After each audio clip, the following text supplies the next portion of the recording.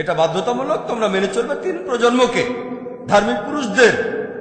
বললাম আমি তো মানি, সমস্যাটা কোথায়? ইনারা কি বলেছেন নিজেদের সালাফি বলে ডাকো? আবু হানিফা এই কথা বলেননি, ইমাম শাফিও কখনো বলেননি, শেখ ইবনে তাইমিয়াও বলেননি। লোকে মনে করে বলেছেন, আসলে বলেননি। তাহলে কোরআন হাদিস থেকে প্রমাণ করা যাচ্ছে না যে নিজেদের বলতে হবে সালাফি। এটা হলো একটা কিয়াস। শেখ নাসিরউদ্দিন আলবানীর দেয়া যুক্তি। আমি তাকে শ্রদ্ধা করি, তিনি একজন বিখ্যাত বিশেষজ্ঞ, আমি তাকে সম্মান করে ভালোবাসি। শেখ নাসিরউদ্দিন আলবানীকে একজন ইউজার প্রশ্ন করেছিল, ইন্টারনেটে albani.com এ গেলে দেখতে পাবেন, তিনি সেখানে যুক্তি দিয়েছেন কেন আমরা নিজেদের সালাফি সালেহিন বলবো। একজন প্রশ্নকারীর সাথে তার আলোচনা হচ্ছে। প্রশ্নকারী এক জায়গায় বলছে, আমি একজন মুসলিম। শেখ নাসিরউদ্দিন আলবানী বললেন, আপনি কোন ধরনের মুসলিম? আপনি কি খারিজি? আপনি কি মুতাজালি? আপনি কি শিয়া নাকি রেফাদি নাকি আপনি কাদরি? কোন ধরনের মুসলিম? প্রশ্নকারী বলল, আমি কোরআন সুন্নাহ মেনে চলা একজন মুসলিম। কোন সুন্নাহ? কোরআন সুন্নাহ তো সবাই মেনে চলে। যেমন খারিজিরা কোরআন সুন্নাহ মেনে চলে, শিয়ারাও কোরআন সুন্নাহ মানে, কাদরিরাও কোরআন সুন্নাহ মানে। কোন ধরনের কোরআন সুন্নাহ? সে তখন বলল, আমি কোরআন এবং সুন্নাহ মেনে চলি যেভাবে সালাফি সালেহিন এগুলোর ব্যাখ্যা করেছিলেন। তখন শেখ বললেন, হ্যাঁ, খুব ভালো, আমরা কোরআন সুন্নাহ মানব যেভাবে সালাফি সালেহিন এগুলোর ব্যাখ্যা করেছেন। তাহলে এই বড় সেন্টেন্সটা ছোট করে বললে শব্দটা হচ্ছে সালাফি। তর্কে তিনি জিতে গেলেন। এটা বলছে সালাফিরা। শেখ তর্কে জিতলেন। ইন্টারনেটে গেলে দেখতে পাবেন, আমি শেখ আলবানীকে শ্রদ্ধা করি। আমার অনেক লেকচারে কোনোটা সহিহ হাদিস কিনা সে ব্যাপারে ওনার রেফারেন্স দিয়েছি। তাকে শ্রদ্ধা করি, ভালোবাসি, তাকে সম্মান করি। তবে তাকলিদ না, তাকলিদ না। তাকলিদ শুধুমাত্র আল্লাহ এবং রাসূলের জন্য। হ্যাঁ, এটা যুক্তি, এটা হলো কিয়াস। এখন আমি বলবো কোরআন এবং সুন্নাহ থেকে প্রমাণ করে দেখান, যুক্তি না। আলহামদুলিল্লাহ, সুম্মা আলহামদুলিল্লাহ। আল্লাহ আমাকে যথেষ্ট যুক্তি বুদ্ধি দিয়েছেন, সুম্মা আলহামদুলিল্লাহ। আমি কোনো বিশেষজ্ঞ নই। আমি নিজেকে মনে করি ছাত্র, তালেবে ইলম, জ্ঞান আহরণ করি। তবে আল্লাহর রহমতে অনেক বিশেষজ্ঞের সঙ্গে কথা বলেছি। ইন্ডিয়ার অনেক বড় বড় বিশেষজ্ঞের সঙ্গে আলোচনা করেছি। কেউ এসেছেন নাদবা থেকে, কেউ দেওবান থেকে। সৌদি বিশেষজ্ঞদের সঙ্গে আলোচনা করেছি, আলহামদুলিল্লাহ। অন্যান্য দেশের বিশেষজ্ঞদের সঙ্গে আলোচনা করেছি।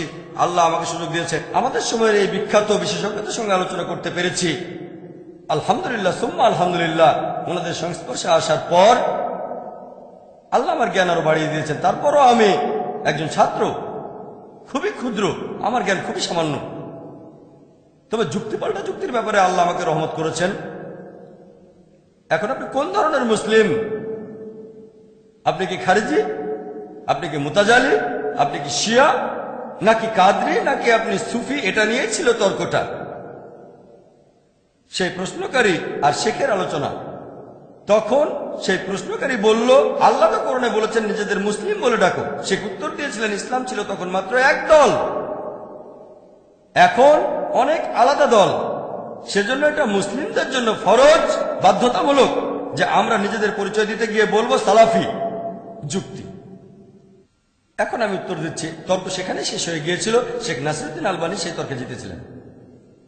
আমার সাথে তর্ক করা লাগবে না।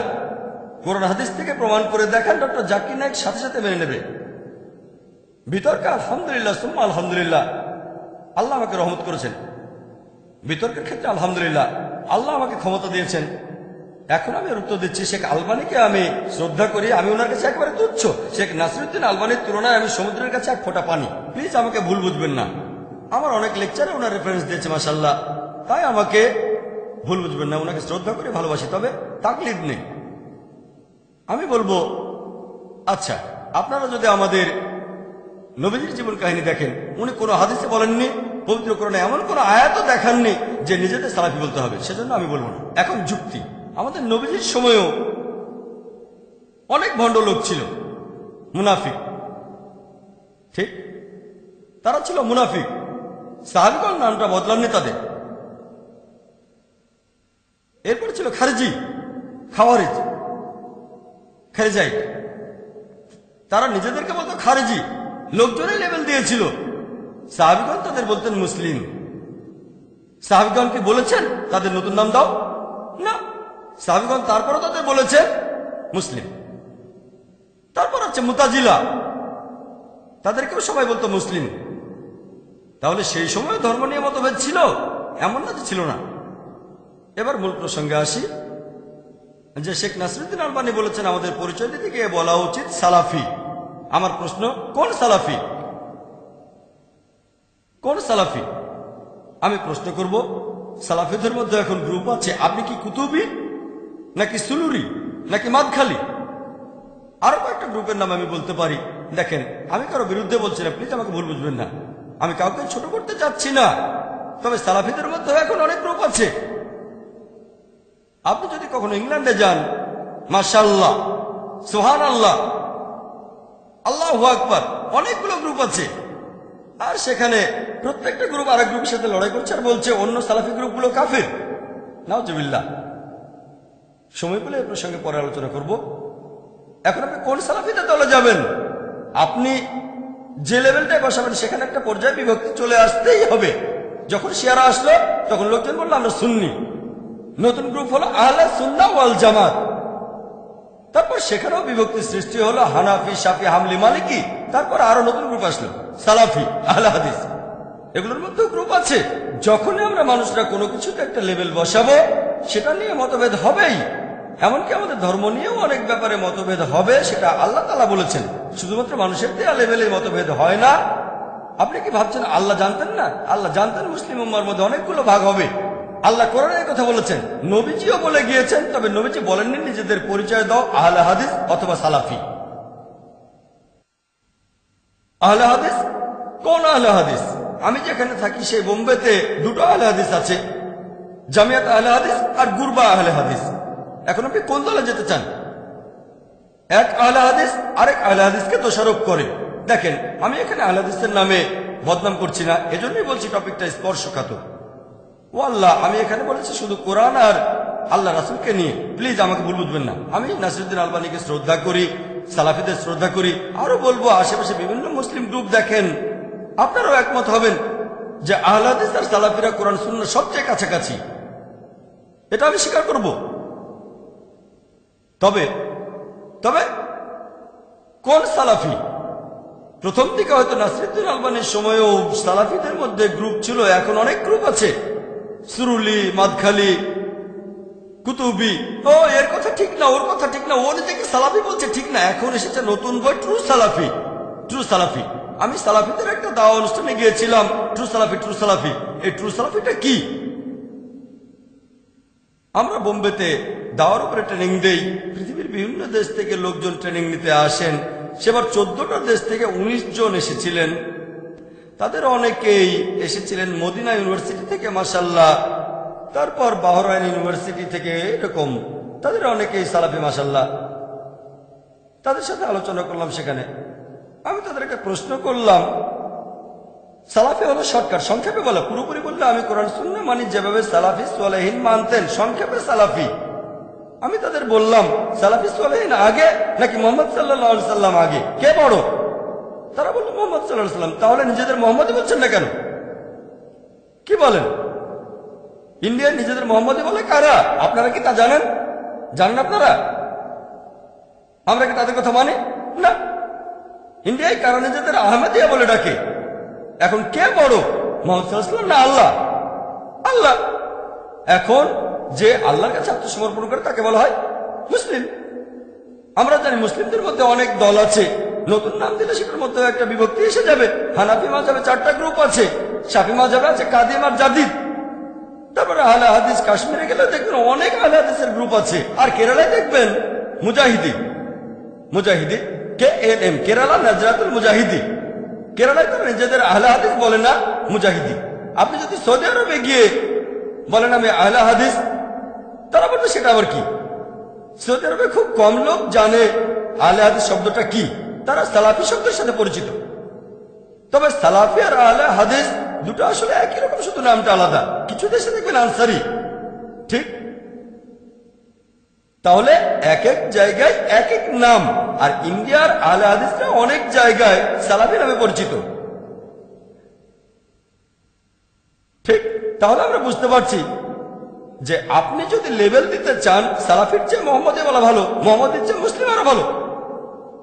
সেজন্য আমি বলি নবী এবং রাসূলকে মানবো, আর নিজেকে লেভেল দিতে চাইলে আমি যেটা দিব সেটা হচ্ছে মুসলিম, আর কিছু না। শুরুতেও মুসলিম, শেষেও মুসলিম।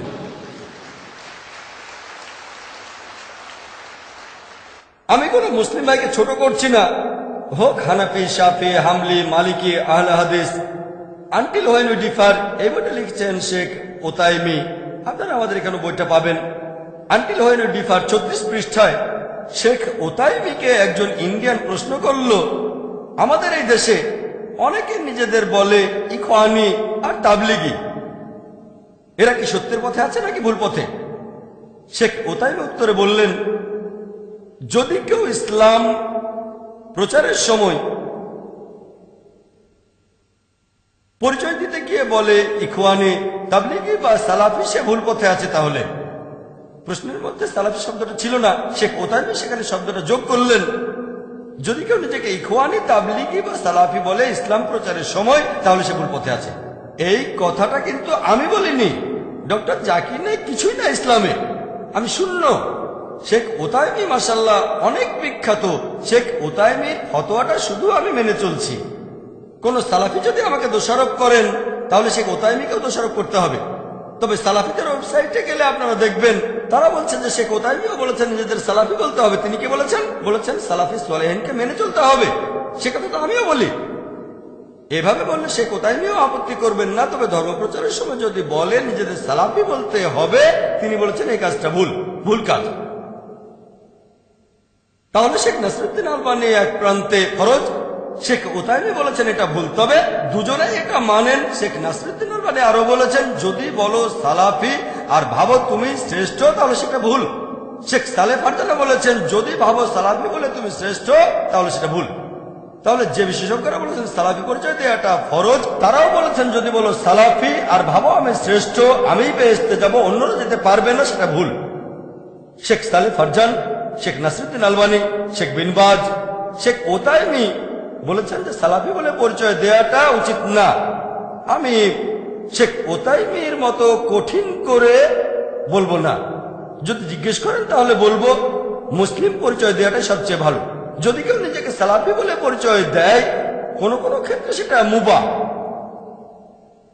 ভালো, শর্টকাট। আমি বলছি না এটা হারাম, আমি এটাকে হারাম বলছি না।